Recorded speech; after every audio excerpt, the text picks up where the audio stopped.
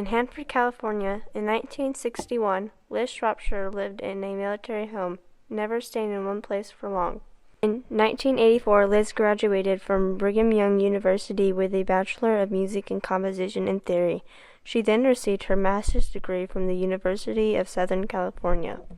As Liz became an adult, she found a love for music and helping people. The War of Kosovo started in 1998 between the Federal Republic of Yugoslavia, which already controlled Kosovo before the war, and the Kosovo Albanian rebel group. Over 13,000 lives were lost as a result of the war. Every child in Kosovo lost at least one loved one. Liz decided that she needed to do something to help war victims in Kosovo after hearing about the devastating effects on a radio station. In 1999, Liz joined a volunteer organization in Kosovo to help the war-struck kids. She took $5,000 worth of instruments along with her music program to try and help the children. I fell in love with those kids. Within 2 days, I knew it was what I wanted to do with the rest of my life.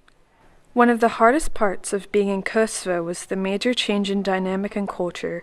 Many things in Kosovo differed from that of America, including basic rights and responsibilities. Liz met many women in Kosovo at the camp she was staying at, and got to speak personally with many of them. When one woman told her that she didn't want her daughter going to school, Liz simply couldn't comprehend why someone wouldn't want their child to get an education. She encouraged the woman to send her daughter to school. It was years later that Liz realized that it wasn't because the mother didn't want her daughter to attend school, but because her uncle, her guardian since her dad died, decided that he didn't want her to go, and he had the final decision.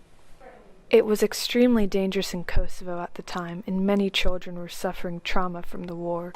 When I was 7 to 8 years old, I was abducted by rebels. We were forced to go and kill some man whom we stayed together with. I cried a lot because I didn't want to go, I was forced to go.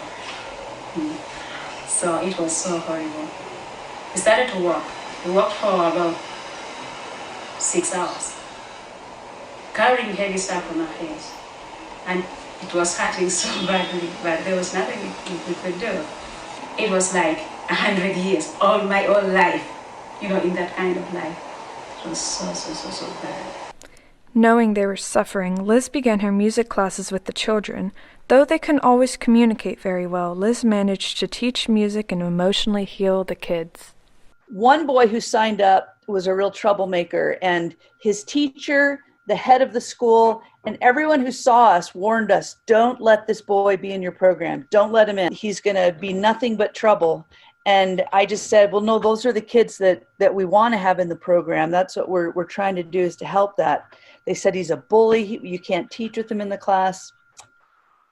So we said, no, we want him. And he was really challenging. Like, he always was making jokes. He'd always, talk and stuff. And there were lots of times when I had to give him a 5-minute timeout to leave the room and then come back in.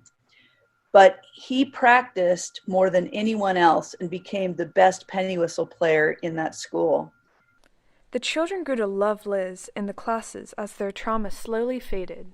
Their parents would come to me and say things like, my nephew screamed all night, every night, until he started this class, and it's the only thing that's helped. We've tried everything, and this class is the only thing that has helped him to stop screaming at night. Liz had bigger troubles than not always being able to communicate with the kids. Danger was prominent, especially after dark. Landmines were everywhere, kidnapping was regular, and rebels from the war were still lingering. So I stopped, and these men jumped out with bandanas over their faces and machine guns. And I got my Jeep. I'm all alone. My Jeep was surrounded by these men with machine guns, pointing them at me, saying, "What are you doing here?" And I was really scared. COVID-19 has had a dramatic effect on Liz and her program. Without being able to travel safely, Liz has been working in the U.S. giving lessons to kids virtually. Though donations and funding for her missions have decreased substantially, she still plans on returning to Kosovo and other countries she has worked in. To find out more about Liz, her missions, lessons, and more, go to www.shropshirefoundation.org.